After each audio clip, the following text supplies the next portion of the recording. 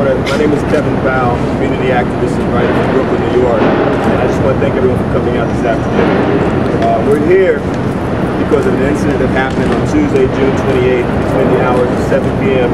and 12 midnight at Tammany Hall, a nightclub on the Lower East Side of Manhattan.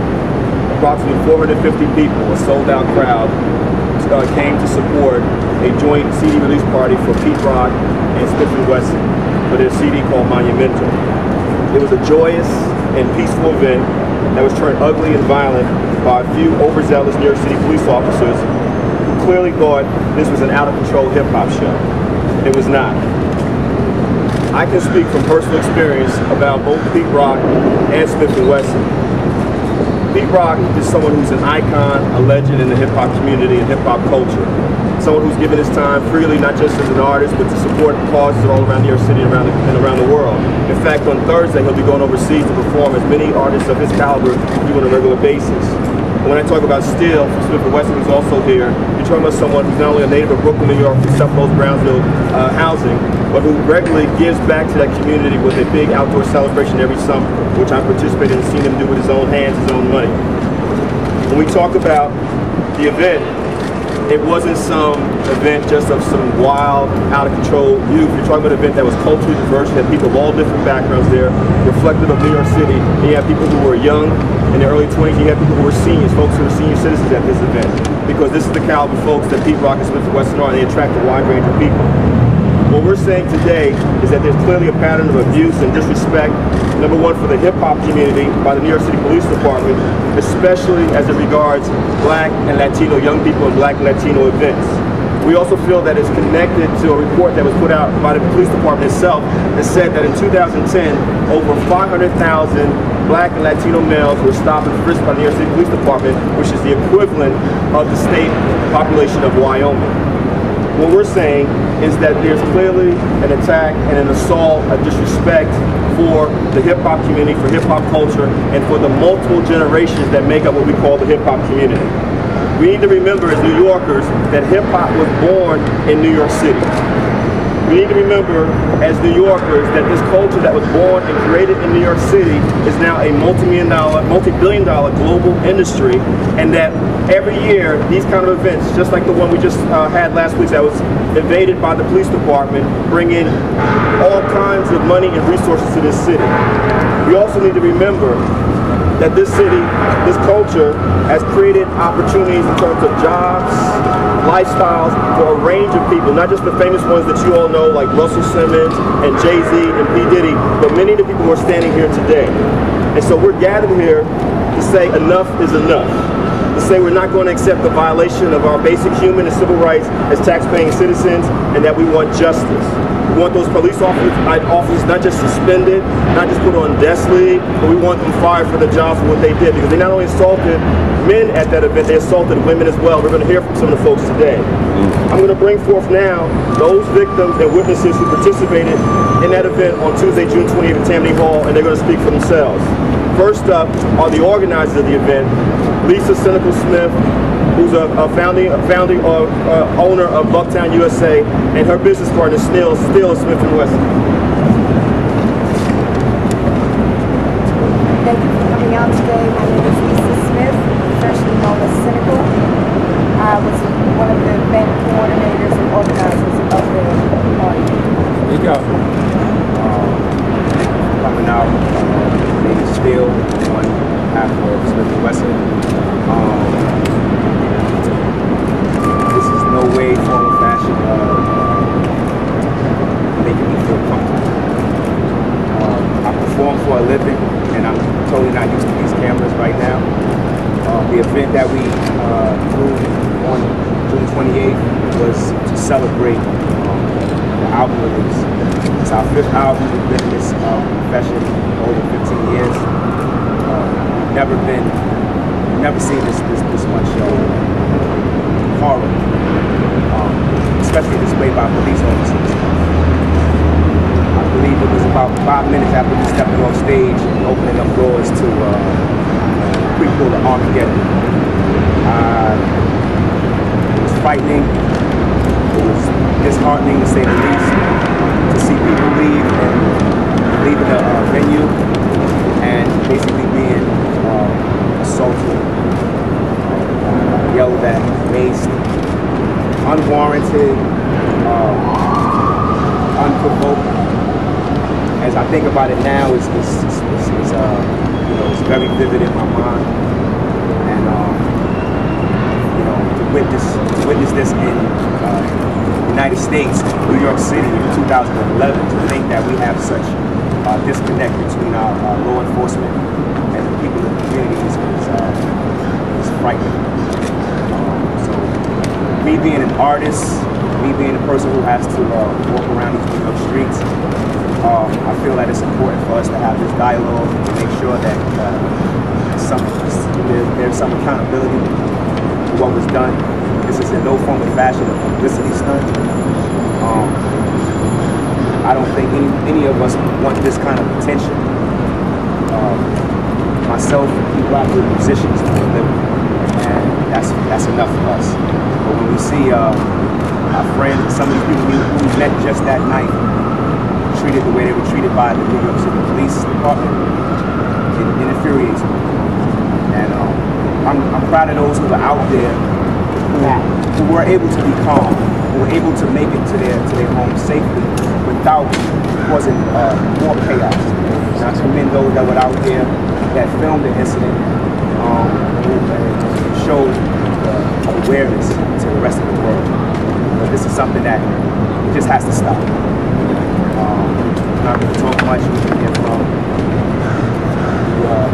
the victims.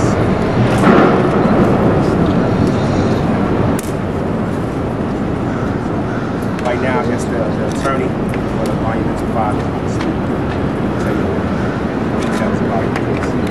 This is Attorney Ken Montgomery. Good afternoon, everybody. First, I'd like to tell you a little bit about me. Prior to being a defense attorney, I was the assistant district attorney in the Brooklyn DA's office for a number of years. I'm currently a defense attorney and a professor of law at Fordham Law School.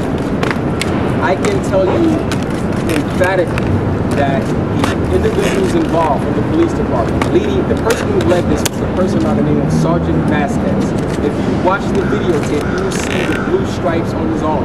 There's also a female officer by the name of Diaz, she is, in part of my language, she's the individual who stated, as to Mr. Diaz, this Gabriel Diaz, who suffered the most injuries, who was admitted to Bellevue Hospital under stable condition. She said, "Get the fuck out of my face." That's the language that she used. As she ended her sentence, Sergeant Vasquez began punching him from behind, and they all fell on top of each other, some plainclothes officers, some uniform officers, trying to hammer him so bad that some of the pictures show the result of how he was bloody from head to toe. They then kicked him and his girlfriend under a car and continued to beat them with their fists, sticks, and their feet. The other individuals who were assaulted, Mr. Luis Pena, is very important because this incident started, if you notice, and this is something that the New York City Police Department can't back off of, but this is something I want you to pay attention to as well. Last week, many of these organizations gathered around Raymond Kelly, who's the commissioner of the police department, as he stated that these officers were justified.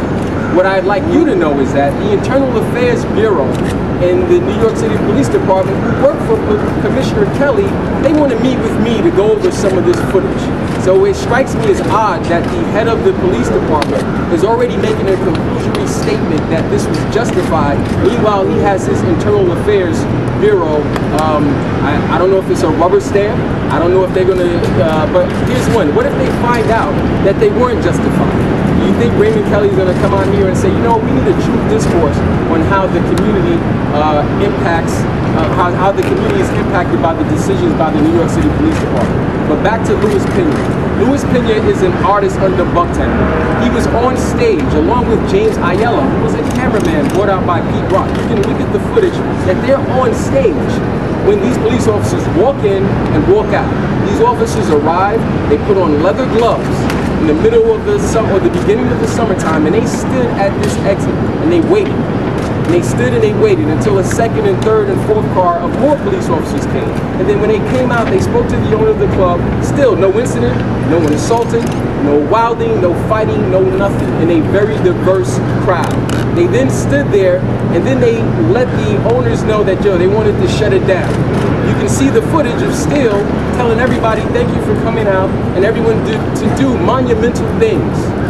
And as that ends, before Louis Pinion can step his last, get off of his last step, the officer, the Sergeant Vasquez, grabbed him, put him in a chokehold, dragged him out of an event, like this was the Prohibition days, and into the vestibule area of the event, and they began pummeling him against the wall, punching him. They then grabbed him and they pulled him out of the club, and directly in front of the club on the sidewalk, they body slammed him, and this same sergeant with those black leather gloves began punching him in his head and his face.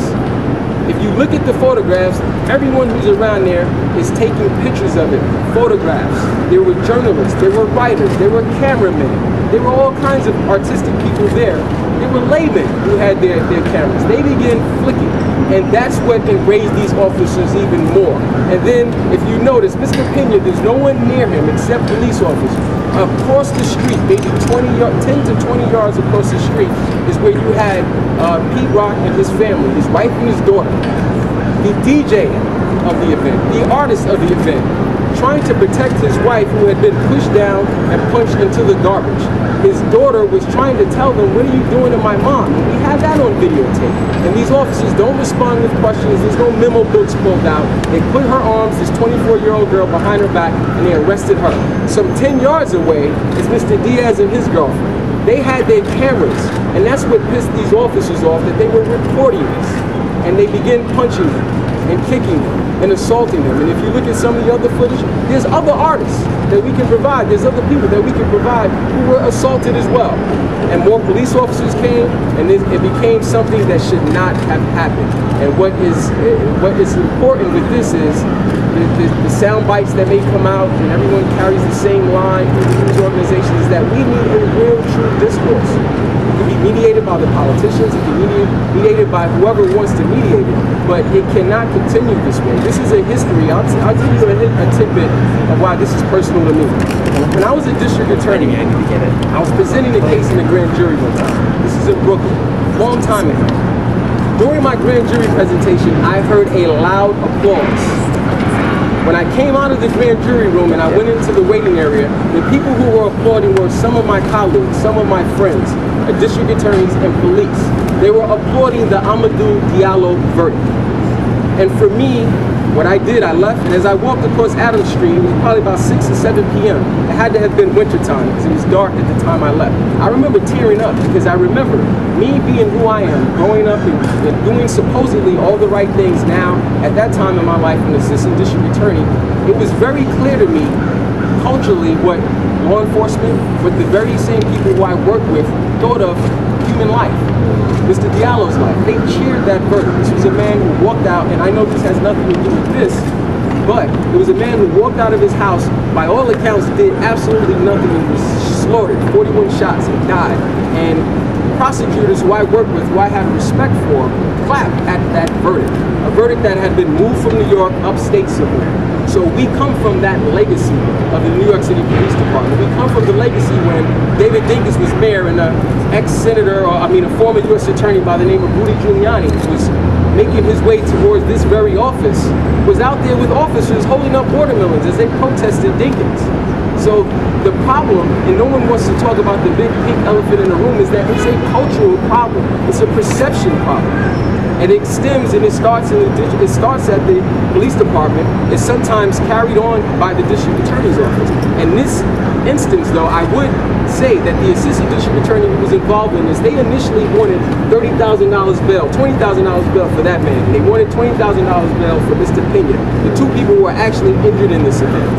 The district attorney, midway through the arraignment, there's a call for a second call for the assigned assistant to come downstairs and stand up on the case. When that assigned assistant arrived, he asked for not $20,000 but $7,500. We then had a third call and we looked at some more footage, and he then decided, you know what, this seems to be a mess. I'm going to take my time to figure some things out, and I'm going to release them on their own recognizance. So it was some humanity that extended from that office at the time. However, what we don't want to talk about, and it's something that's a phenomenon here as well, is that most most of the time, when there's an alleged official misconduct by the police department and there's an internal affairs investigation, there's a possibility of a GL-15, which many of you know what that is, an administrative hearing when police officers do wrong.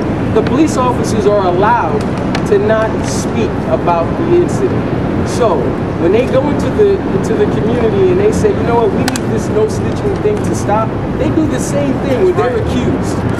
They do the same exact thing, and no one talks about that. So this is something that if we as a community don't get it together, it's going to be more of this. Many of you will drive around New York City and throughout the city at nighttime.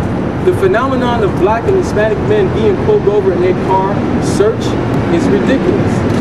And that's something that hasn't stopped, and it's not going to stop unless we have the right discourse. And I just like to thank everyone for coming out, and the politicians that are here, the community activists that are here, the victims that are here, the family members that are here, because this is a community that we all have to live in. We're going to hear now the Jade effort.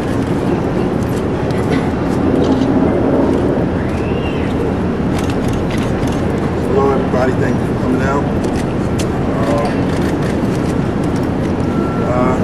The party was a great party, you know, tons of different people. You know, I was on the stage and heard a little bit of ruckus going on as far as the cops coming in and macing the place. I seen a bunch of people coughing and carrying on. And then I seen them grab my friend Louis and beat him up. And then someone called to me and said, Pete, your wife. So I ran outside and I seen Officer Chow pushing my wife and daughter to the ground. Like, you know, they attacked them, you know what I mean?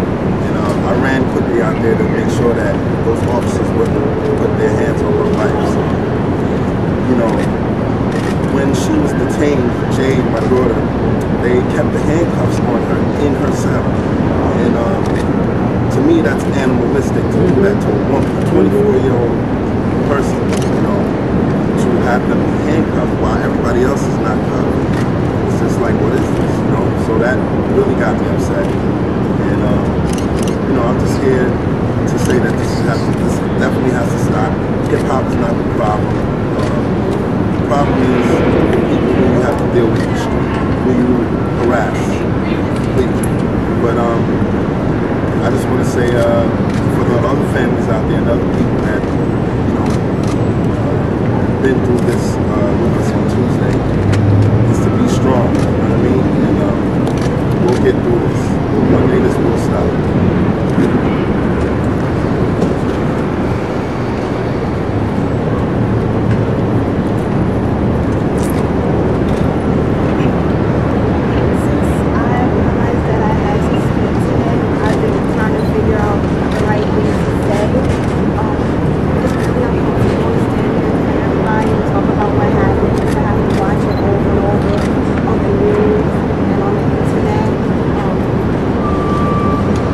What I remember from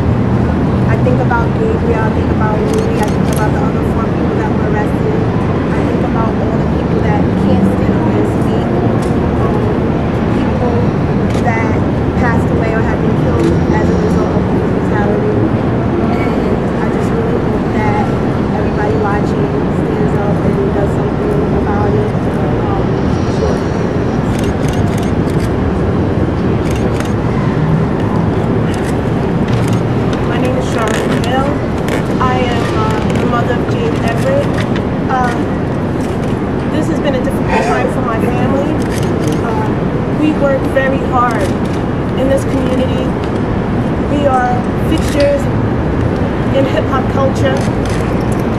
We went out last week and it was a celebration. We celebrated as a family. We had no idea what we were in store for. The lights turned on. We're very common to this. We're used to this. Lights go on, it's time to exit the party. It was a wonderful night. My daughter and I and our camera guy decided to leave as we were told to leave. We walk out the doors and we greeted by a sea of blue. That's the color I saw. Blue. With gloves and billy clubs out. As soon as I saw that, we looked over and we see Luis Pena, who was just on stage, getting beat down by like 10 cops, and he was motionless. Well, I'm not accustomed to that, to see it up front and close. Neither was my daughter. So we stopped and we looked. And I asked for them to stop. Well, we must have not walked quick enough, and I should have not said anything. And I was shoved. You know, as a parent, as a mother, that's my first job. That's the only job I have. And to see my daughter jump in front of me,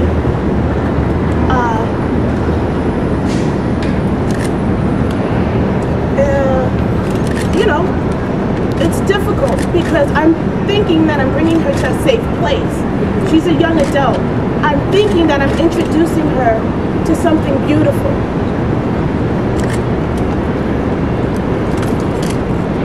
So for us to be attacked, for me to be a mother, for me to be within this industry, for me to be able, what do I teach my children? She's not my only one. What do we teach our children? So it's difficult, and we're here, and we want justice.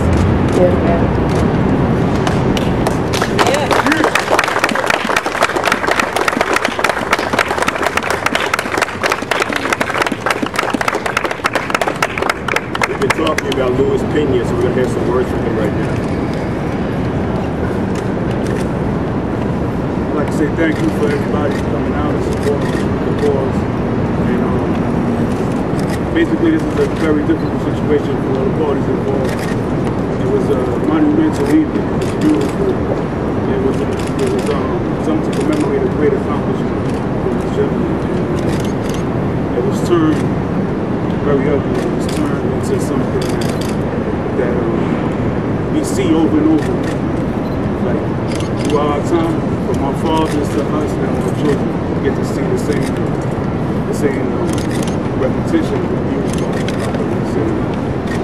I'd like to say thank everybody for your continued support. And basically, the story is, like I've been told time and time again, exiting the club, beautiful time, and they just rushed the situation, rushed the door with an intent of not communicating, not instructing, not giving us the proper directions. They just said, and we grabbed these individuals and throw them out. And as we had our hands up, and they started throwing us around, grabbing us in the headlock. And from that point on, I just remember just seeing fists, gloves, billy clubs from that point to the floor. Then when I was on the floor, they continued to pummel me, to hit me.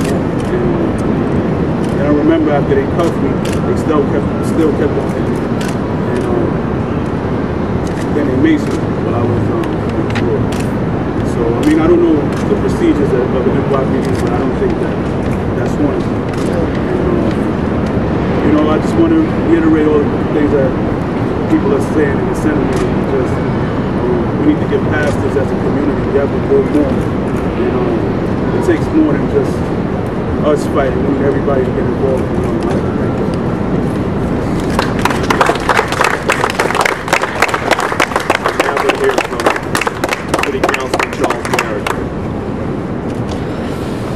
seems like I've been this way like 1,000 times. Quite frankly, we're getting sick and tired of it. We're sick and tired of appealing to the justice system, what we call the injustice system. We're tired of appealing to them when the police riot. This was a police riot. And I can always tell when the police are ready to riot. What they'll do is tell you to disperse. And they'll start dispersing you. Even if it's a block party, they'll start dispersing you. We know how to leave a premise. The organizers knew how to disperse people. This was a police riot. And I want to say this for black men, y'all, you know, and Latino brothers, we ain't gonna take but so much of you putting your hands on our women. Okay. We're not gonna take that but so many times. You can't keep roughing up our mothers and our daughters and murdering our grandmother, Eleanor Bumpers, and get away with it. Cy Vance, the DA, black people put your behind in office. So you need to drop these charges and charge the police. Yeah. Charge the police. Drop the charges and charge the police.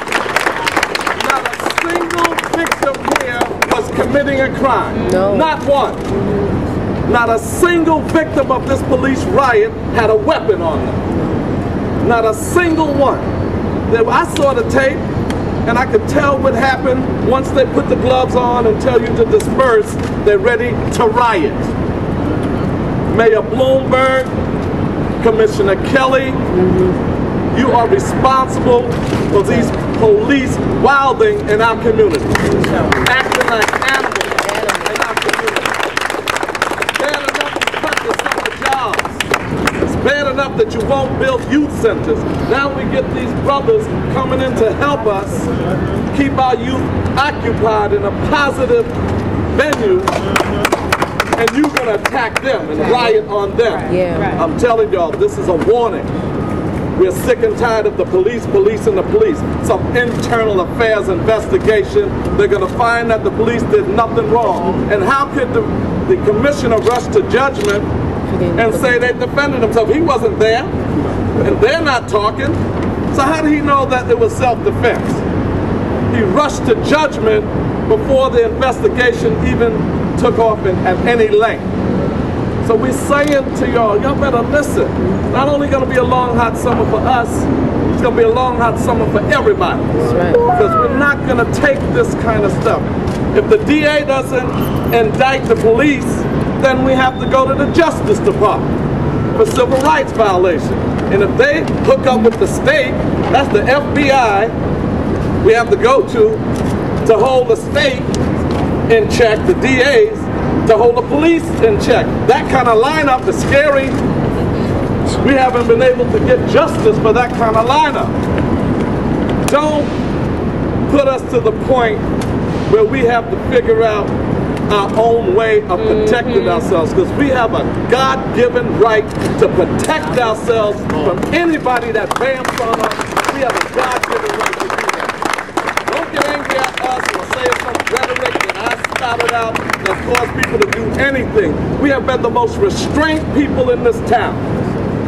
Most restrained people in this town taking all of this crap. Y'all want to stop and frisk somebody? Go stop and frisk the Wall Street crooks. Right. See if they got any top secret derivatives in their cachet cases. Stop and frisk Wall Street. So I'm here today to say I'm supporting this family. I'm supporting my brother Kevin. Whatever they want, this city council should respond to. What do we want? Justice. When do we want it? Now. What do we want? Justice. When do we want it? Now.